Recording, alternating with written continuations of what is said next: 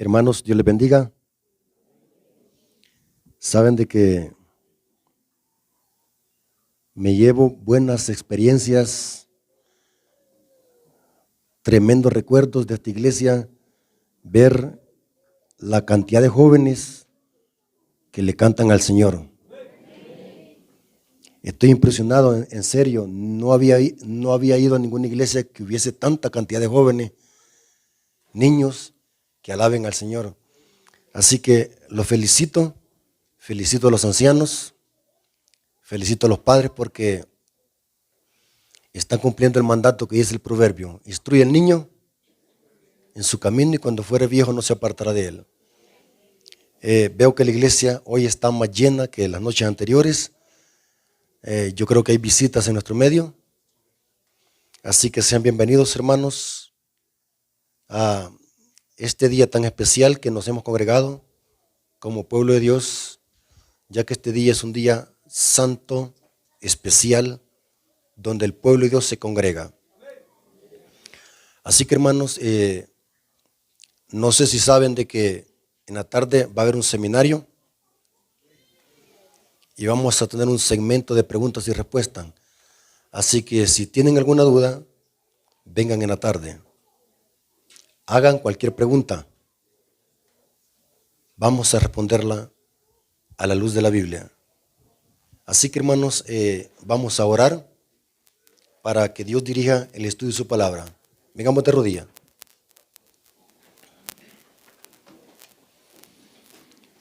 Bendito Señor que estás en el cielo, santificado sea tu nombre. Invocamos tu presencia para que nos guíe toda verdad. Que tu Espíritu Santo nos acompañe en esta reunión donde tu palabra se va a exaltar. Y que este tema, Señor, pueda ayudarnos para crecer espiritualmente y prepararnos para tu retorno. Bendícelo, Señor, que podamos estar en reverencia, porque estamos delante de tu presencia. Te lo suplicamos en el nombre de Jesús. Amén. Ok, hermanos, Dios me los bendiga. Vamos a tener un estudio profundo de profecía bíblica. Queremos aprovechar estos minutos para hacer un análisis profundo y exegético de la sexta plaga. La clase de este culto divino va a tratarse de analizar la sexta plaga de Apocalipsis 16. Para iniciar, quiero que leamos Eclesiastés 1:9. En Eclesiastés 1:9 tenemos el principio donde nos dice que la historia se repite. Lo que pasó en el antaño se vuelve a repetir. Este es un principio vital a la hora de interpretar profecía bíblica. Eclesiastés 1:9 dice: ¿qué es lo que fue? Lo mismo que será. ¿Qué es lo que ha sido hecho? Lo mismo que será. Y nada hay nuevo debajo del sol. Porque la historia se repite. Vamos a ver de que lo que pasó en el Antiguo Testamento se va a cumplir antes de que Jesús venga por segunda vez, porque la historia se repite. Analicemos la sexta plaga. Apocalipsis 16:12 dice lo siguiente. Apocalipsis 16:12.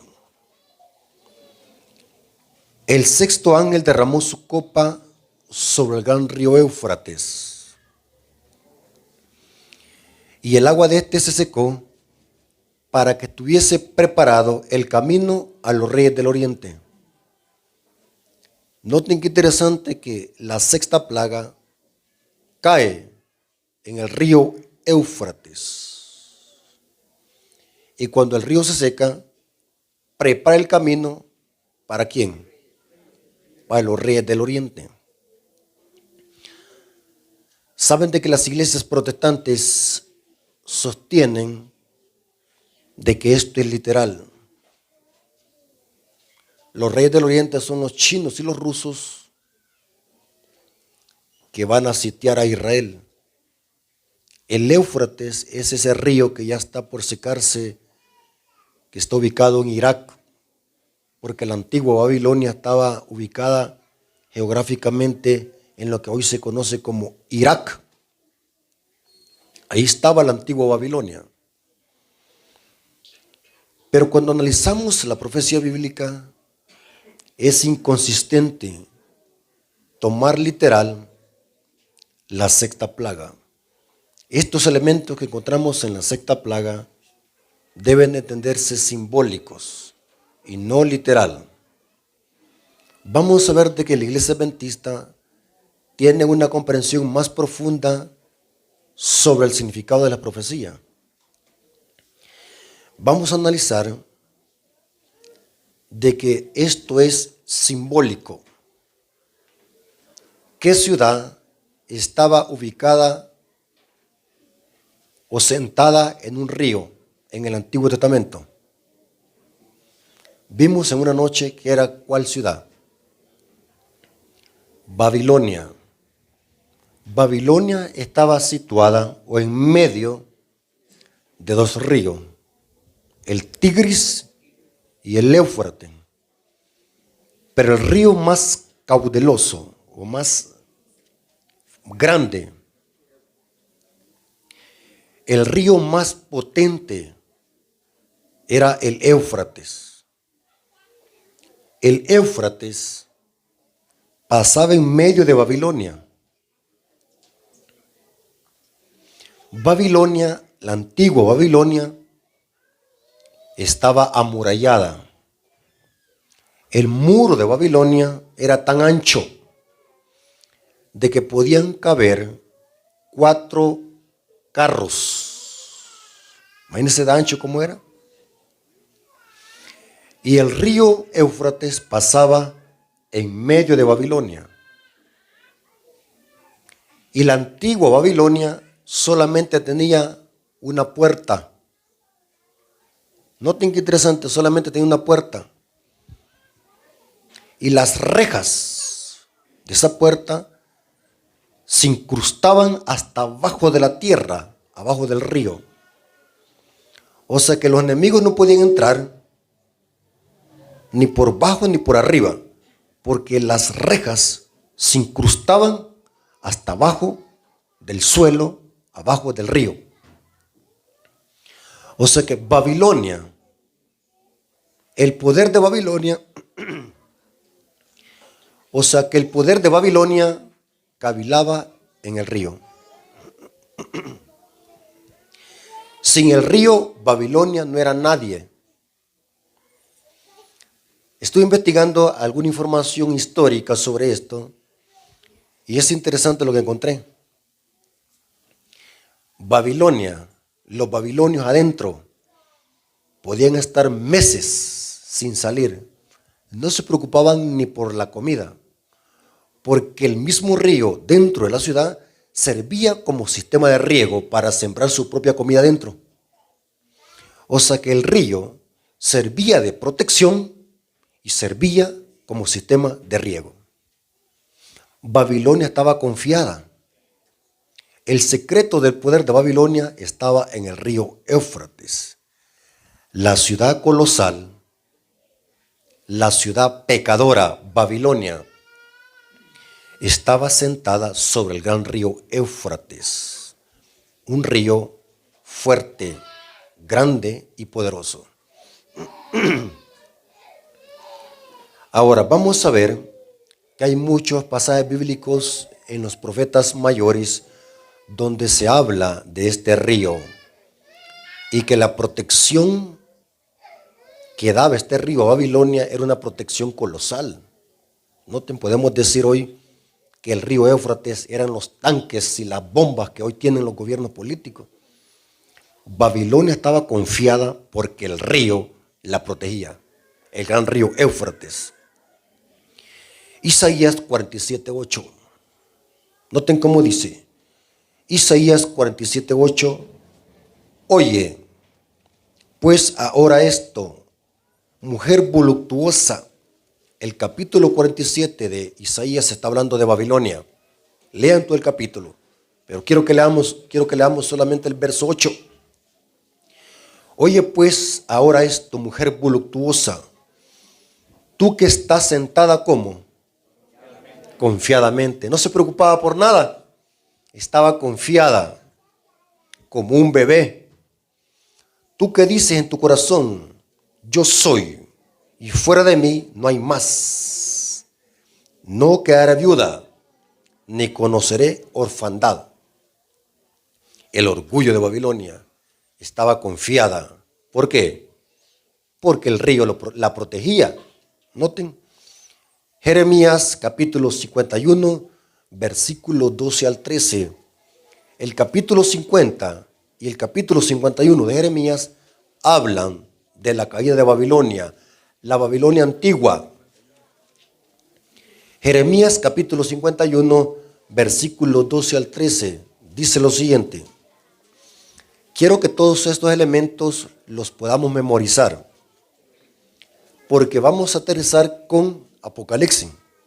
Y vamos a ver de que la historia que pasó con la caída de Babilonia se va a volver a cumplir, pero en un sentido espiritual, con la Babilonia apocalíptica, con la Babilonia espiritual.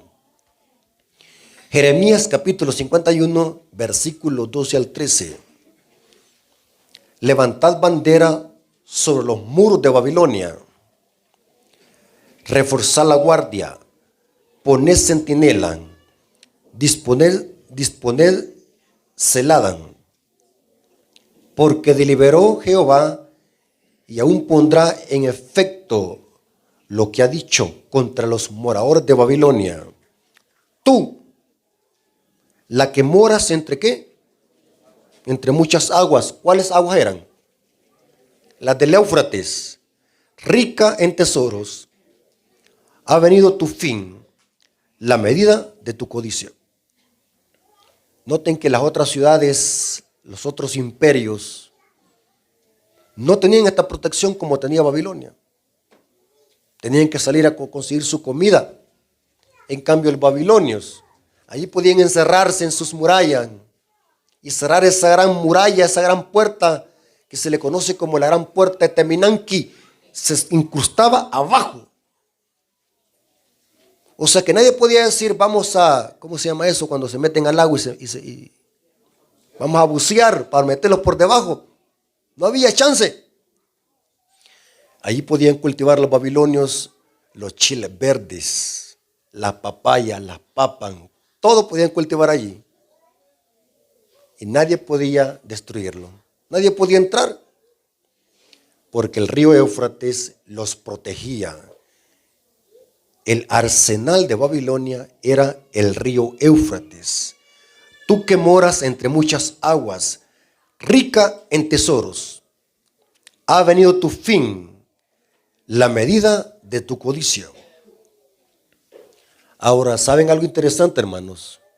Que Babilonia, de todas las naciones impías, Babilonia fue la que más le hizo la guerra al pueblo de Dios en el Antiguo Testamento. Babilonia fue la que más le hizo la guerra a Israel. Noten, hermanos, hubo asirios, los egipcios, los cananeos, le hicieron la guerra a Israel, pero nadie como Babilonia. Noten, Babilonia llevó cautivo a Judá en el año 583 a.C.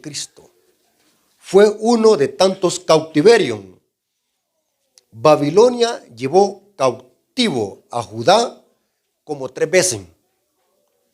Una de esas fue la que menciona Jeremías 25, versículos 11 al 12. Babilonia sitió a Jerusalén en el año 583 hasta el año 589 hubo el sitio, la destrucción de Jerusalén en manos de Nabucodonosor. Y Israel, o sea, Judá, iba a estar 70 años cautivo en Babilonia. Eso decía la profecía. Jeremías 25, versículo 11 al 12. Toda esta tierra será puesta en ruinas y espanto.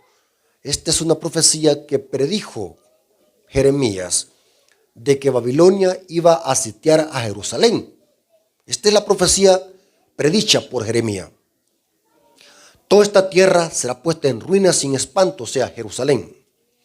Y servirán estas naciones al rey de Babilonia, ¿cuánto? 70 años.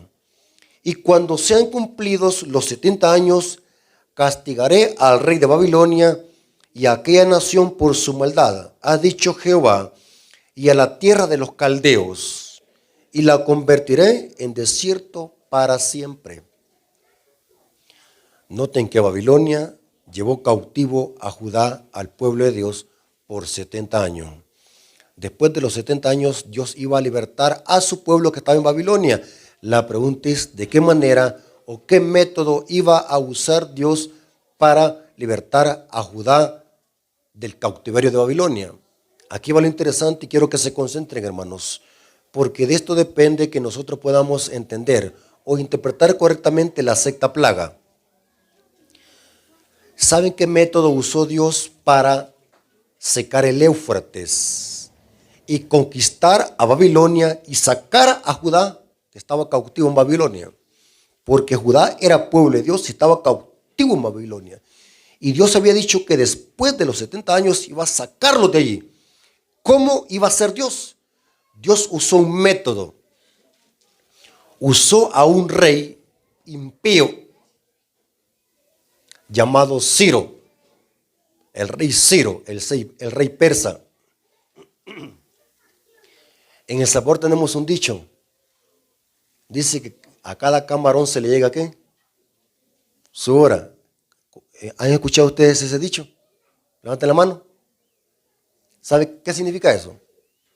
Que a toda persona malvada le va a llegar ¿qué? Su hora.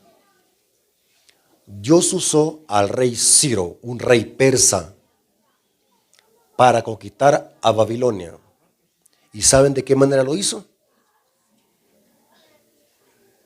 Si el río era la protección de Babilonia, ¿qué iba a hacer Ciro? La única forma de poder entrar en Babilonia, ¿cuál era? Que el río se secara. ¿Estamos de acuerdo? Dicen los historiadores persas como Herodoto o Jenofonte. Escuchen lo que les voy a decir, hermanos. Dicen los historiadores como Herodoto y Jenofonte.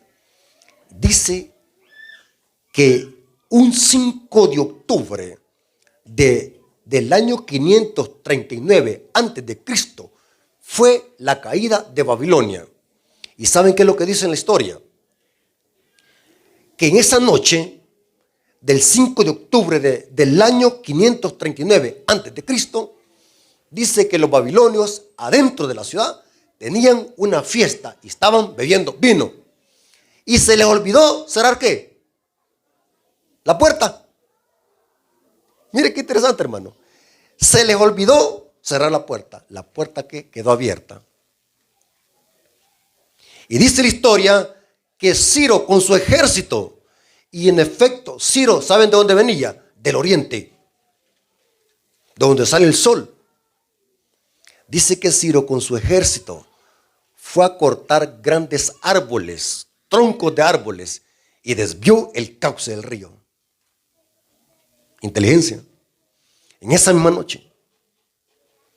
Y dice que entraron fácilmente a Babilonia. Y saben, hermanos, dice el libro Profetas y Reyes de la sierva del Señor, dice que Ciro se llenó de valor y de alegría saber de que Jeremías e Isaías habían predicho que él mismo iba a conquistar Babilonia. O sea que Ciro pudo leer las profecías dichas por Isaías. Él mismo las leyó, dice la hermana Elena de Guay. Imagínense qué valor que un profeta escriba de alguien y uno lo pueda leer personalmente.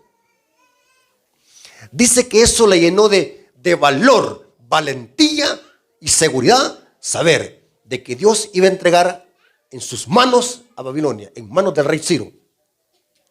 Mire qué poder, hermano. Para Dios no hay nada imposible. ¿Qué dice Daniel? Dios pone reyes y quita ¿qué? Reyes. A Babilonia le iba a llegar su día. Un 5 de octubre del año 539, Ciro conquistó a Babilonia, desviando el cauce del río, y el río Éufrates se secó. Terrible, hermanos, terrible. Ahora, ¿dónde había dicho la profecía eso? Isaías 44, 26 al 28. Noten, esta es la profecía que Ciro leyó de sí mismo. Ciro leyó los pergaminos de Isaías. Ciro leyó los papiros de Isaías. Isaías 44, 26 al 28. Isaías 44, 26 al 28 dice: yo, el que despierta la palabra de su siervo. Aquí Dios está hablando de Ciro. Y cumple el consejo de sus mensajeros, que dice a Jerusalén: será habitada, y a la ciudad de Judá reconstruida. Serán, y sus ruinas reedificaré. Que dice a las profundidades: secaos, y tus ríos haré secar. Que dice de Ciro. Noten cómo le llama Dios a Ciro acá. Hermanos, ¿están leyendo conmigo? Que dice de Ciro, mi pastor. ¿Cómo se le llama a Ciro? Mi pastor. ¿A quién en el Salmo 23 se le llama mi pastor? A Jehová. Pero aquí se le está aplicando el término a Ciro, un rey persa, un rey pagano. Que dice a Ciro, es mi pastor y cumplirá todo lo que yo quiera. Esto lo leyó Ciro, dice la hermana Elena de Guay. Ciro leyó los papiros de Isaías. Imagínense qué alegría de haber sentido Ciro, ¿no? Qué seguridad. Que dice de Ciro, mi pastor, y cumplirá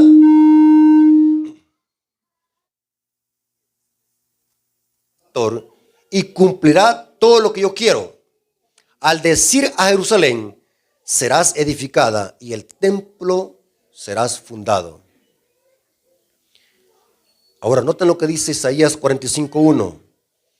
Isaías 45:1 dice: así dice Jehová a su ungido. Noten que anterior, ¿cómo le llama a Dios a Ciro? Mi pastor. Ahora noten cómo Dios le llama a Ciro, a un rey persa. Así dice a Jehová su ungido, a Ciro, el cual tomé yo por su mano derecha para sujetar naciones delante de él y desatar lomos de reyes, para abrir delante de él puertas, y las puertas no se cerrarán. Esta era una profecía concerniente a Ciro.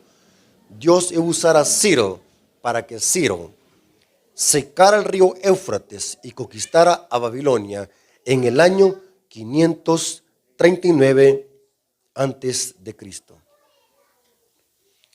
Ahora, a Ciro se le dan dos títulos: mi pastor y mi ungido.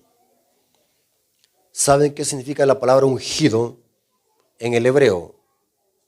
La palabra ungido en el hebreo es Mesías, de donde proviene la palabra Mesían. ¿Escucharon, hermano? O sea que Dios está usando aquí el título de Cristo y se lo está aplicando a Ciro. Mire qué interesante. ¿Cómo es la inspiración? Dios está aplicando el título de Mesías a un rey pagano, a un rey persa. Y vimos en una noche de estas que los reyes, príncipes y gobernantes son como cordero. ¿Cuándo? ¿Se acuerdan en la noche que vimos un tema de eso? ¿Cuándo es que un rey es como cordero? ¿O cuándo es que un rey se parece a Cristo? Cuando gobierna en su propia ¿qué? Esfera.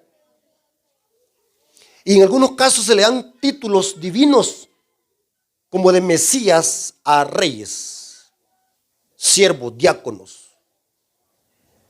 Aquí vemos de que Dios está aplicando el término Mesías ungido a Ciro. Ciro, mi ungido.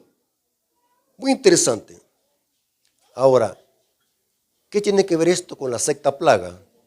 Es lo mismito. Dios usará el mismo método para secar el gran río Éufrates de la Babilonia espiritual. Vámonos a Apocalipsis. Babilonia, la Babilonia apocalíptica, ¿dónde está sentada? Apocalipsis 17, versículo 1. Vamos a ver de que lo literal se transforma en simbólico. En Apocalipsis no estamos hablando de una Babilonia literal, porque esa Babilonia literal fue destruida por Ciro en el año 539 a.C. Y hoy solamente son ruinas. Los que han ido a Irak han visto la antigua ruina de Babilonia. Inclusive Saddam Hussein, ¿se acuerdan, hermanos, de Saddam Hussein? Tenía no sé cuántos miles de ladrillos porque quería reconstruir otra vez a Babilonia. Saddam Hussein estaba desafiando a Dios, porque Babilonia, decía Isaías, jamás será reconstruida. Allí morarán los chacales. Y Saddam Hussein quería reconstruir Babilonia, desafiando al poder divino. Miren lo que le pasó a Saddam Hussein. Dios usa a otro rey impío para destruir a otro impío. Es el modo operando de Dios. Así trabaja Dios en la línea profética. La Babilonia de Apocalipsis debe de interpretarse simbólica, no literal. Saben de que los católicos, como son ignorantes de profecía, así es la palabra correcta. Usted le dice a un católico que le interprete un pasaje de la profecía apocalíptica, dicen un disparate. ¿Saben qué es un disparate? ¿Entienden qué significa la palabra disparate? Decir una cosa absurda o incoherente. Si usted le dice a un católico, interpretadme quién es la profecía, quién es la Babilonia de Apocalipsis, ¿saben qué es lo que dicen? Es una ciudad literal que es Roma.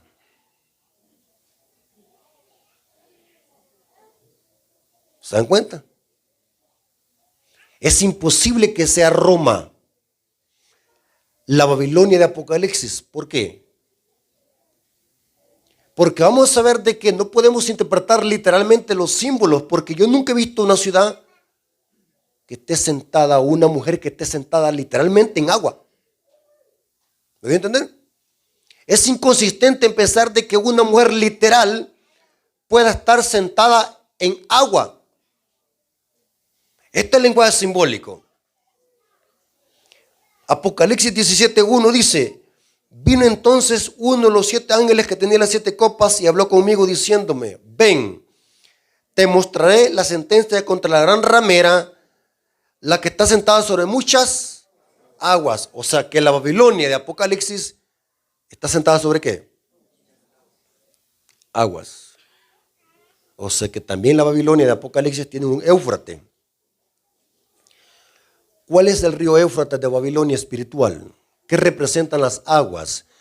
El Éufrates en profecía bíblica, ¿a quién simboliza? Recuerden de que la Babilonia del Antiguo Testamento, su secreto de poder estaba en las aguas del Éufrates. Igual como la Babilonia de Apocalipsis está confiada, su poder cavila en que la protegen las aguas, porque es en las aguas que está sentada. ¿Qué representa el Éufrates en profecía bíblica? El mismo versículo, el mismo capítulo se explica. Apocalipsis 17, versículo 15. El Éufrates de esta Babilonia apocalíptica representa el ¿qué? Apocalipsis 17, versículo 15. Me dijo también: las aguas que has visto, donde la ramera se sienta, son pueblos, muchedumbres, naciones y lengua. Noten. O sea que el Éufrates de la Babilonia espiritual, su poder, ¿dónde cabila? En que las aguas la protegen. Y no solamente las aguas, sino también, ¿quién más? Apocalipsis 17, versículo 2. También la protegen los reyes de la tierra. Apocalipsis 17, versículo 2. Con la cual han fornicado los reyes de la tierra, y los moradores de la tierra se han enriquecido o se han embriagado con el vino de su fornicación. Noten qué interesante. Babilonia la protegen las aguas. ¿Y quién más la protege? Los reyes de la tierra, porque con ellos fornica. ¿Sí? Esta mujer controla a los magnates de la tierra con su vino ponzoñoso.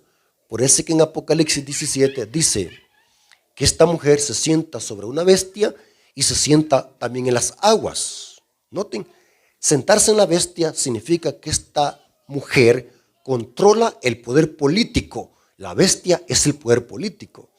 Y se sienta también en las aguas significa que esta ramera controla a las muchedumbres con su vino.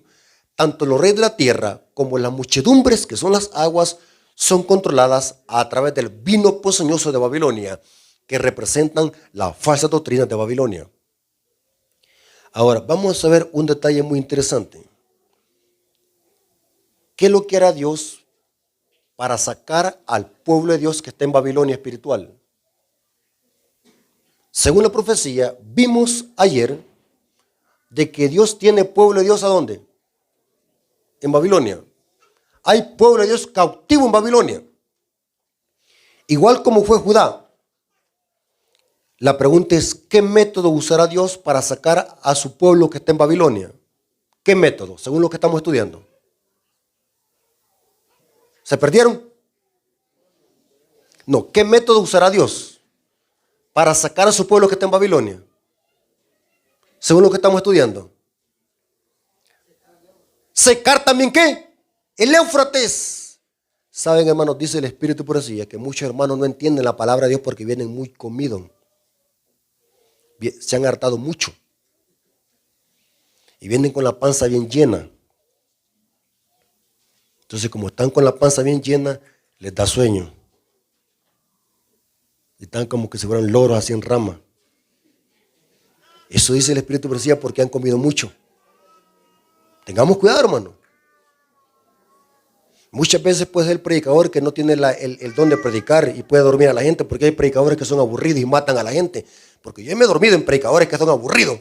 A los 10 minutos que empiezan a hablar ya me da sueño. Pero otra cosa es el problema que la hermandad mucho come. Y vienen así bien gordos de la panza. Sí, comer mucho, ¿saben ustedes que da sueño? Porque la sangre se va para el estómago, se concentra acá porque estamos llenos y es porque eso da sueño. Por eso que los chinos inventaron la corbata. ¿Saben ustedes eso, hermano? Que los chinos fueron los que inventaron la corbata. Porque la corbata, aparte que es una prenda para verse elegante, es un torniquete. ¿Saben qué es un torniquete? ¿Ah? Cuando la socamos la corbata aquí es un torniquete, ¿para qué? Para que la sangre no se vaya para la panza, porque si no los va a dar sueño. Inteligentes los chinos, ¿va? Yo me preocupo cuando yo estoy explicando bien los temas y no me los entienden. ¿Será yo que no me estoy dando a explicar? Digo yo. Y algunas veces vuelvo a repetir las cosas para que se entiendan. ¿Qué método usará Dios para sacar a sus hijos de Babilonia? Lo mismo que hizo con la Babilonia antigua, usar a Ciro. ¿De dónde venía Ciro? Del oriente. ¿Y cómo le dijo Dios a Ciro? Mi pastor y mi ungido. Noten estos detalles. ¿Saben qué simboliza el secamiento del río Éufrates en profecía bíblica? Simboliza que el poder político, religioso y humano de la muchedumbre, que son las aguas, se le va a retirar a esta ramera. ¿Escucharon? La protección que le da las aguas a este sistema es muy poderoso. Al apartarse las aguas, pierde su poder. Según la profecía, los reyes del mundo, las muchedumbres del mundo, se van a apartar de este sistema. ¿Cuándo? Cuando se den cuenta que fueron engañados por los líderes que dirigen este sistema. Dice la palabra que no hay cosa oculta que no sea descubierta ni dada a luz. Va a haber un momento donde la gente que pertenece a este sistema, que son las aguas, se van a dar cuenta de que fueron engañados por sus sacerdotes, por sus pastores, que le enseñaron a pisotear la ley de Dios y a rechazarla. Van a darse cuenta cuando ya es demasiado tarde. Y eso representa el secamiento de las aguas de Babilonia. La gente se va a apartar de este sistema, pero ya será demasiado tarde. Apocalipsis 17, versículos 16 al 17. Aquí vemos lo que va a pasar con Babilonia al final. Apocalipsis 17, versículos 16 al 17. Y los 10 cuernos que vistes en la bestia, los 10 cuernos literal, eran las 10 naciones de Europa. Pero hoy los 10 cuernos representan el que todos los reyes del mundo, con los que fornica la ramera, porque Babilonia espiritual es un sistema mundial. Significa que los reyes con que fornica también son los reyes ¿de dónde? De toda la tierra. El número 10 debe interpretarse totalitario. Y los 10 cuernos que vistes en la bestia, ¿estos qué? La aborrecerán. Noten, pero ¿cómo estaban anterior? Fornicando con la ramera. Pero hoy, ¿qué es lo que pasa? La aborrecen. Estos aborrecerán a la ramera y la dejarán desolada y desnuda. Devorarán sus carnes y la quemarán con fuego. Pero ¿cómo estaban antes? Fornicando con ella. Hoy los reyes de la tierra se le vuelcan encima. ¿Saben de qué esto pasó en el año de 1798? Es lo mismo que pasó en el año de 1798. ¿A quién usaba el papado para matar a los cristianos? ¿A qué poder usaba el papado para matar a los cristianos? El papado, los sacerdotes católicos solamente hablaban, maten a ese. ¿Y quién lo hacía? El poder civil. Pero especialmente ¿quién? ¿Sabe, hermano, que dice la historia que la hija predilecta del papado era la Francia comunista, la Revolución Francesa? Se le conocía como la hija predilecta del papado. Fue Francia la que mató 50,000 hugonotes en una madrugada en Francia. Eso lo dice el conflicto de los siglos. Fue la Revolución Francesa que le hizo la guerra a los 2 testigos. O sea que el papado, los sacerdotes católicos solamente daban la orden para que Francia, el poder civil de Francia, matara a los albigenses, a los hugonotes y a los cuáqueros. ¿Y qué es lo que pasó en el año de 1798? La hija predilecta del papado le dio ¿qué? La herida. La hija se le volcó encima. Aquí vemos que los reyes de la tierra, con los que fornica la ramera, la dejarán desolada, la aborrecerán. ¿Y qué dice? Devorarán sus carnes. Noten, devorarán sus carnes. Saben de que por falta de tiempo no puedo hacer otro estudio, pero este estudio también debe de conectarse. ¿Quién fue la prostituta en el Antiguo Testamento que se le hartaron los perros? ¿Cómo? Jezabel. Porque la Jezabel del Antiguo Testamento es un tipo de la ramera de Apocalipsis 17. La muerte de Jezabel fue terrible. Dice que Jehú y los reyes que estaban con él la tiraron de la ventana y los sesos se le explotaron. Y mientras Jehú y los que estaban con él comían, dice que comieron, y ya cuando terminaron de comer dijeron, ya terminamos de comer, vayan y entierren a esa maldita. Ya cuando bajaron a enterrarla, dice que la empezaron a buscar y no estaba. Se la habían hartado, ¿quiénes? Los perros. Mire la muerte de esa mujer cómo fue. Vayan y entierren a esa maldita, porque era una mujer satánica, una mujer mala. Por eso es que Jezabel es un tipo de la ramera de Apocalipsis 17. Y aquí se usa el término simbólico, la devorarán sus carnes como los perros se devoraron a Jezabel. Y la quemarán con fuego, porque Dios ha puesto en sus corazones el ejecutar lo que Él quiso, ponerse de acuerdo y dar su reino a la bestia hasta que se cumpla las palabras de Dios. El secamiento del río Éufrates representa cuando el poder humano, político y religioso se le aparte a este sistema. ¿Y saben qué es lo que dice el Espíritu de Profecía? Voy a leer una cita del Conflicto de los Siglos, página 637, al párrafo 4, donde dice de que la gente, cuando se da cuenta que fueron engañados por los sacerdotes católicos y por los falsos pastores de las iglesias protestantes, ahora se llenan de ira, y esas armas que iban a ser para matar a los hijos de Dios, ahora se vuelcan para matar a quienes, a sus líderes. Por eso, hermanos, la gente que de otras iglesias, cuando escucha estos mensajes, se queda con la boca abierta. Yo les hago una pregunta, hermanos. Seamos sinceros. ¿En qué iglesia evangélica predican estos mensajes como el que estoy predicando yo hoy? Dígame usted. ¿Por qué? Porque no conocen estos temas. Ellos son Babilonia. Están cegados y emborrachados con el vino de Babilonia. Y una persona ebria, le hago una pregunta, ¿a un borracho se le puede dar estudio bíblico? ¿Se le puede dar las 20 lecciones de la fe de Jesús a un borracho? ¿Por qué? No va a entender. Para que un borracho entienda la palabra de Dios, ¿qué tiene que hacer? Aislarlo, que le pase la goma, ¿y qué? Después darle estudio bíblico. ¿Conocen esa palabra, hermano? La goma. ¿Qué es la goma? La rezaga. Hay que dejar que le pase la goma.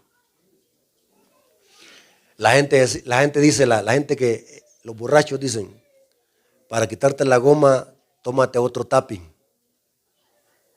Eso es mentira. Así me decían a mí. Otra vez volví a agarrar la zumba yo. Para que a alguien le pase la goma tiene que ser aislado. Y dejar que le pase el efecto ponzoñoso del alcohol. Babilonia no puede entender. Los babilonios no pueden discernir el mensaje porque están ebrios. Y quiero decirles, hermanos, que muchos adventistas, perdónenme lo que les voy a decir, hermano, muchos adventistas, aún perteneciendo a la iglesia adventista, aún andan de goma. ¿Saben por qué? Porque siguen practicando tradiciones y costumbres de la Iglesia Católica Romana. Les encanta. Viene el Día de la Madre, celebrémoslo. Celebran aquí el Día de la Madre, hermano. ¿Ah? Celebran el Día de la Madre. Día de las Madres, Día de la Virgen de Guadalupe.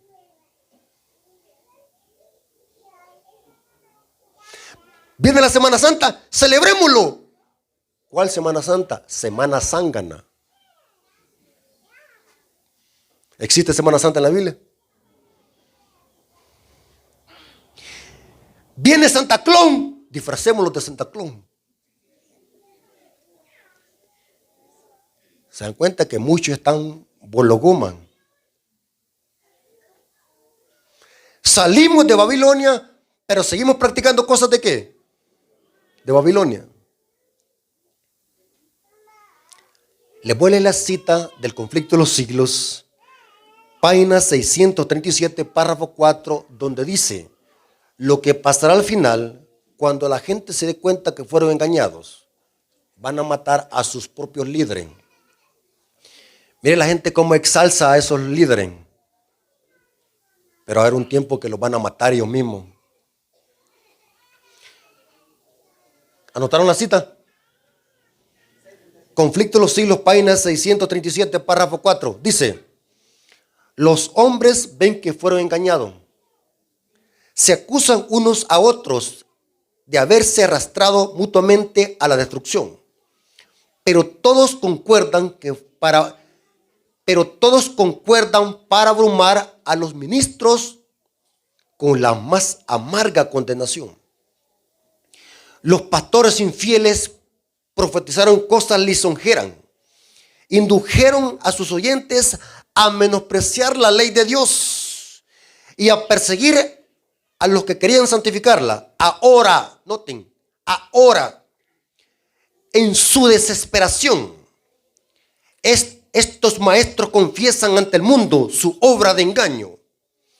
La multitud, noten, las multitudes, que son ¿qué? Las aguan. Las multitudes se llenan de furor. Estamos perdidos, exclaman, y vosotros sois causa de nuestra perdición. Y se vuelven contra los falsos pastores, precisamente aquellos que más los admiraban en otros tiempos. Pronunciarán contra ellos las más terribles maldiciones. Las manos mismas que los coronaban de laureles se levantarán para aniquilarlo. La misma gente los va a matar a sus líderes. Qué terrible, hermanos. Imagínense, hermano, ese sacerdote católico que se llama Luis Toro, ¿a cuántos está llevando al infierno? Por decirle a la gente mentira y usar la Biblia para decirle mentira a la gente. Porque ese hombre es un agente de Satanás. Tuerce y manipula la Biblia con astucia para engañar a la gente. La gente, cuando se dé cuenta demasiado tarde que fueron engañados, esos líderes van a ser decapitados por la misma gente. Terrible, hermanos. Las manos mismas que los coronaron con laureles se levantarán para aniquilarlo. Las espadas que debían servir para destruir al pueblo de Dios se emplean ahora para matar a sus enemigos. Por todas partes hay luchas y derramamiento de sangre. Qué terrible masacre que va a ser, hermano. ¿Se imaginan lo que va a pasar? Que entre ellos mismos se van a matar cuando se den cuenta que fueron engañados. Va a ser un pánico. ¿Sabe, hermanos, que la gente tiene la culpa? Dígame usted, hermano, cuando un falso maestro engaña al pueblo, ¿quién tiene la mayor culpa? ¿La gente o el falso maestro? ¿Quién? No, yo no dije quién tiene la culpa. Dije, ¿quién tiene la mayor culpa? ¿Quién? La gente, porque teniendo la Biblia y se deja ¿qué? Engañar. Yo puedo subirme aquí al púlpito y venirle a predicar una gran mentira, pero ¿quién va a tener la culpa? Ustedes, porque me permitieron el púlpito. ¿Quién pone a los líderes a gobernar? Pueblo. Si un presidente es corrupto, ¿quién tiene la culpa? Dijo Juan Calvino: cuando Dios quiere castigar a una nación, pone gobernantes impíos a gobernar. Y eso es una gran verdad, hermano. Es cierto que Dios quita reyes y pone reyes, pero lo hace a través del pueblo. Dios dirige a los gobernantes terrenales a través del pueblo. Noten, esta va a ser una masacre terrible a nivel mundial. Va a haber derramamiento de sangre por todos lados. Ver de que la gente fue engañada por seguir a ciegas a sus líderes, sacerdotes, párrocos, sacristanes y pastores. Terrible, hermano. Dios tiene que secar el río Éufrates de Babilonia. Porque en Babilonia ¿qué? ¿Hay qué? Hay pueblo de Dios. Igual como en el antaño. ¿Dónde encontramos al pueblo de Dios en Babilonia? Apocalipsis 18, versículo 4 al 5. Apocalipsis 18, versículo 4 al 5 dice. ¿Ya tienen sueño, hermano? ¿Hambre? Ok. Apocalipsis 18, versículo 4 al 5 dice: y oí otra voz del cielo que decía: salid de ella, pueblo mío. O sea que Dios tiene pueblo en Babilonia. Sí. ¿Dios va a sacar a su pueblo? Sí. ¿Cómo lo va a hacer? Secando el Éufrates. Y oí otra voz del cielo que decía: salid de ella, pueblo mío, para que no seas partícipe de sus pecados, ni recibas parte de sus plagas, porque sus pecados han llegado hasta el cielo, y Dios se ha acordado de sus maldades. La historia se volverá a cumplir. La pregunta es: ¿por qué razón Dios tiene que secar el río Éufrates? ¿Para qué lo tiene que secar? Porque eso va a preparar el camino ¿para quién? ¿Para quién? ¿Para los reyes de qué? Del oriente. ¿Quiénes son los reyes del oriente? En la historia de Babilonia de antaño, ¿quién era el rey del oriente? Ciro. ¿Cómo se llamaba? Mi pastor y mi ungido. ¿Se acuerdan? ¿Ya notaron para dónde vamos? ¿A quién simboliza los reyes del oriente en profecía bíblica? Cristo y sus ángeles. Los protestantes dicen que son los chinos y los rusos. Terrible ignorancia, hermano. Terrible ignorancia. Y sabe, hermano, ya me falta poco para terminar un libro de profecía bíblica. Espero que me lo compren. Ya me falta poco porque estoy escribiendo un libro y me falta poco para terminarlo. ¿Me lo van a comprar? Ok, hermano. Hermanos, pero va a ser barato, solamente el costo del material, no es para enriquecerse. El costo del material. Porque lo que necesitamos es de que se expande el mensaje. Escuchen, hermano. Cuando Cristo viene por segunda vez, ¿de qué punto cardinal viene? Del oriente. La pregunta es: ¿por qué Cristo no viene del sur o del oeste? ¿Por qué? Les explico. En los puntos cardinales, el oriente y el este son lugares donde sale el sol. El occidente y el oeste es donde se pone. Agarren esta información porque esta información vale oro. ¿La están anotando? Anótenla. Escuchen, concéntrense. Hoy se les olvidó traerme agua,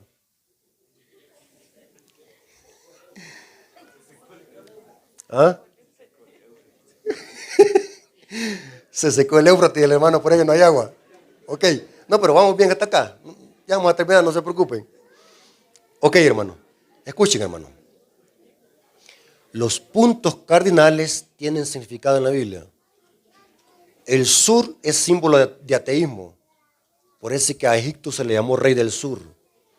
Y en Apocalipsis 11 se usa el término rey del sur para referirse al comunismo ateo, la Revolución Francesa. Ateísmo militante, rey del sur. El sur es ateísmo. Egipto es el rey del sur. El rey del norte se le llama al papado. ¿Pero por qué rey del norte? Porque el papado es una falsificación de Cristo. Según la Biblia, ¿dónde vive Cristo? ¿A los lados de qué? Del norte. Los mensajes de los tres ángeles, ¿de dónde provienen? ¿Del sur o del oriente? Ya vamos a ver que vienen los mensajes de los tres ángeles, vienen del oriente. ¿Qué sale en el oriente? El sol. O sea que el oriente, que es lo mismo que el este, es lugar donde hay luz. Donde sale el sol es el oriente. Y Ciro venía del oriente. Note qué interesante estos puntos. Cuando Cristo viene por segunda vez, ¿de dónde viene? Hubo una hermana que tuvo misericordia de mí. Miren.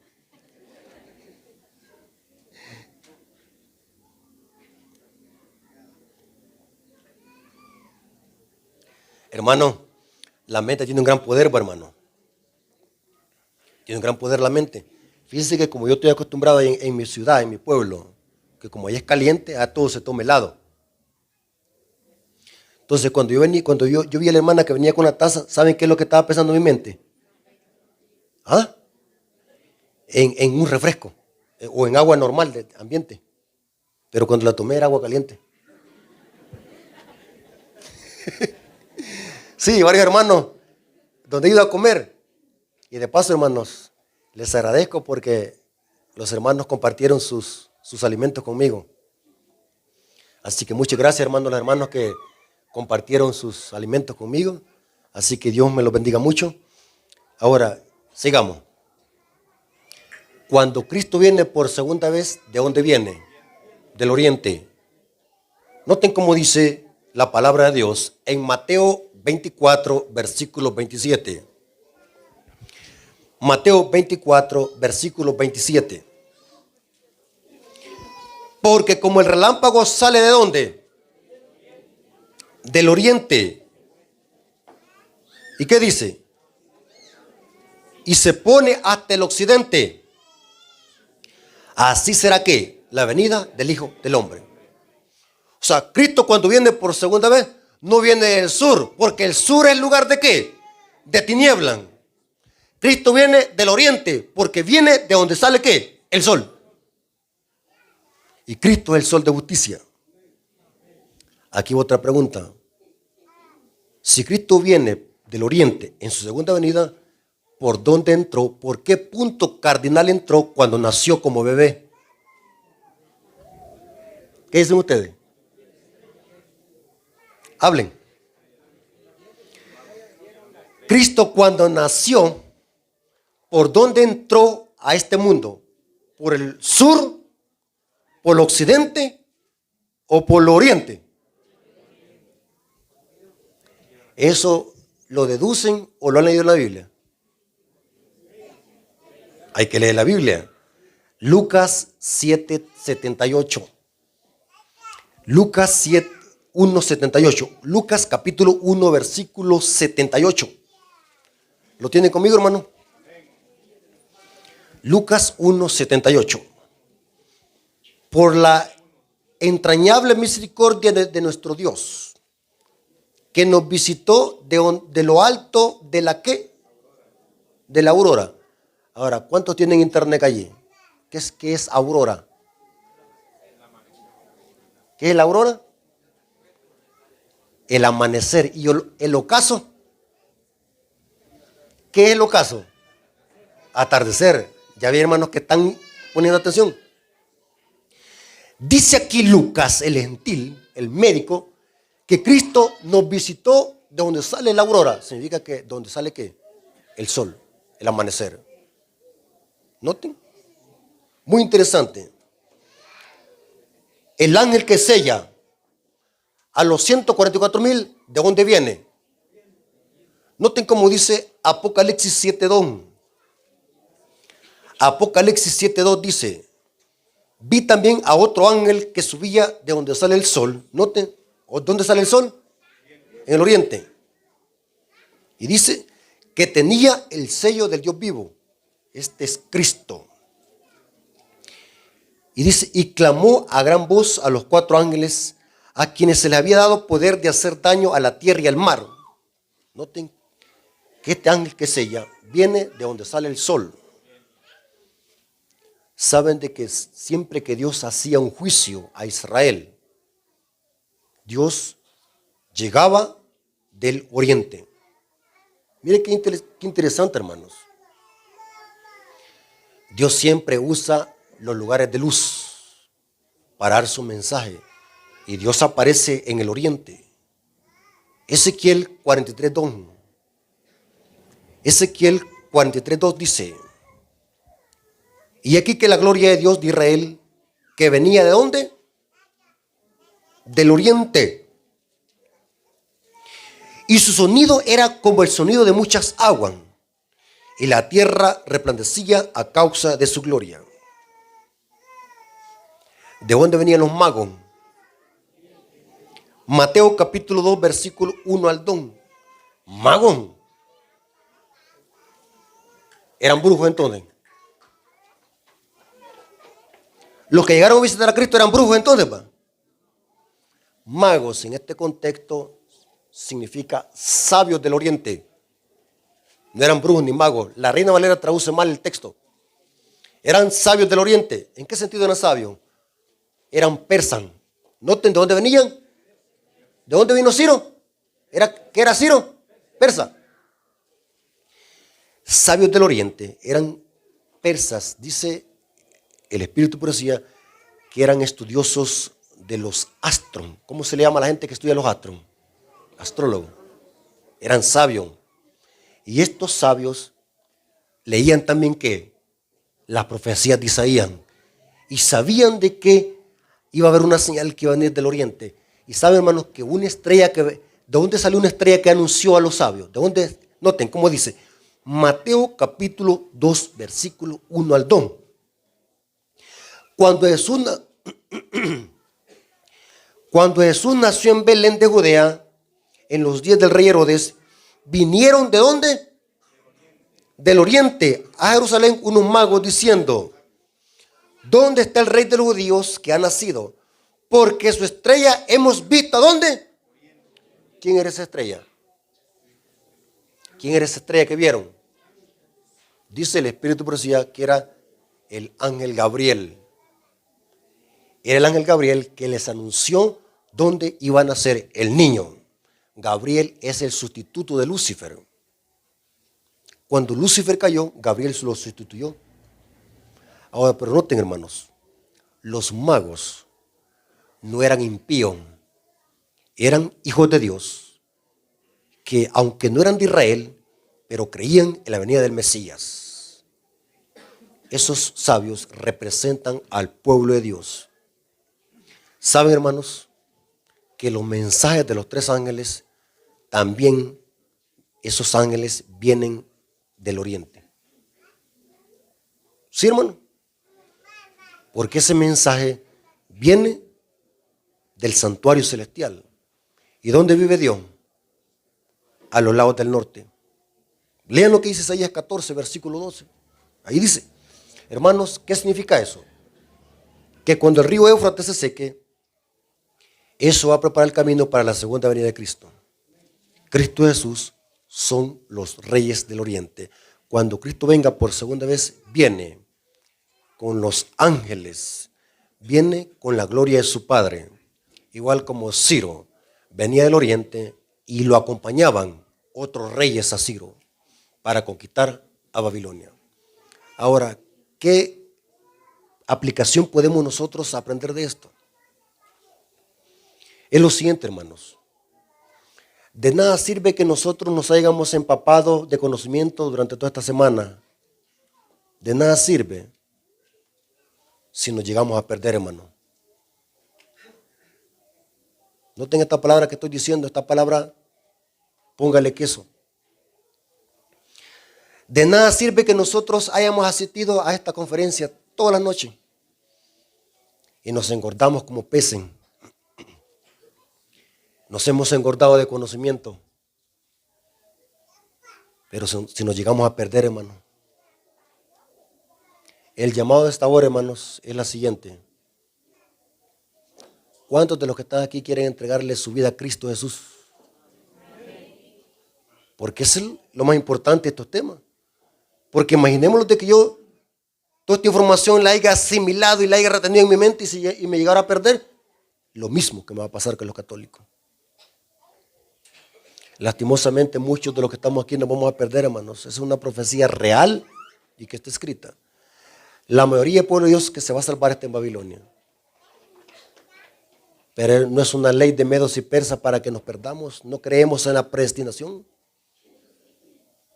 Pablo dijo que hay que cuidar nuestra salvación con temor y temblor. No sabemos el futuro, hermanos. No sé si voy a poder estar otra vez con ustedes. No sabemos. Por eso es que dice la Biblia, hoy es el día de ¿qué? De la salvación. No mañana, porque yo no sé si me van a ver otra vez. O no sé cuánto vamos a estar vivos. Solamente Dios lo conoce. Por eso, hermanos, hoy es el día de salvación. Yo quiero ver puesto en pie a aquellas personas que quieren entregar su vida a Cristo, que quieren decirle al Señor, Señor, yo quiero ser un hijo tuyo. Yo quiero entregar mi corazón a ti. Yo quiero formar parte de ese remanente. Yo quiero salvarme. No quiero perderme. Quiero que me Señales el camino por donde debo seguir. Yo quiero ver que se pongan de pie aquellas personas que quieren eso.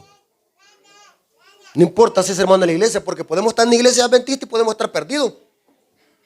No nos confundamos de que solamente porque estoy en la iglesia ya tengo ganado el cielo. Negativo. Muchas veces necesitamos de Dios, hermanos. Yo necesito de Dios. Todos necesitamos aquí. Vamos a orar, hermanos. Así que vamos a orar, hermanos. Vengamos de rodillas.